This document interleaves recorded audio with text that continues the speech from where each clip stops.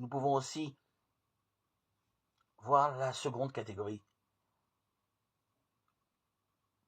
Ce sont ceux qui savent qu'ils ne savent pas.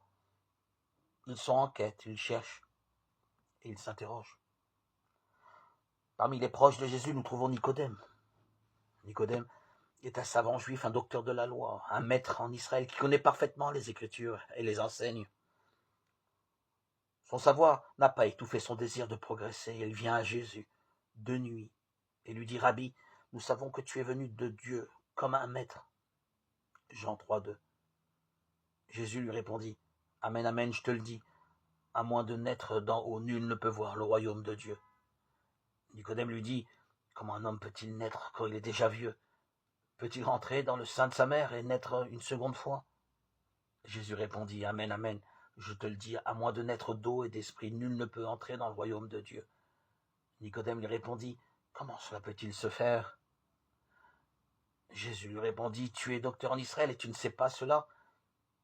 Jean 3, 5, 9, 12. Il y a dans ce dialogue une sorte de reproche qui souligne le contraste entre la position de docteur de Nicodème et son ignorance. Jésus désarçonne Nicodème et lui montre que le royaume n'est pas l'objet d'une discussion savante. Nicodème ne comprend pas comment l'esprit agit. Ce savant est donc un ignorant. C'est pourquoi Jésus enseigne à Nicodème qu'au-delà de son savoir et de sa science religieuse, il y a le mystère d'une nouvelle naissance, voire même le mystère d'une nouvelle connaissance de son Père, c'est-à-dire une participation par la grâce de l'Esprit Saint à la vie nouvelle et divine. Sous quelle forme? Par le témoignage. Jésus témoigne de ce qu'il a vu et entendu auprès de son Père.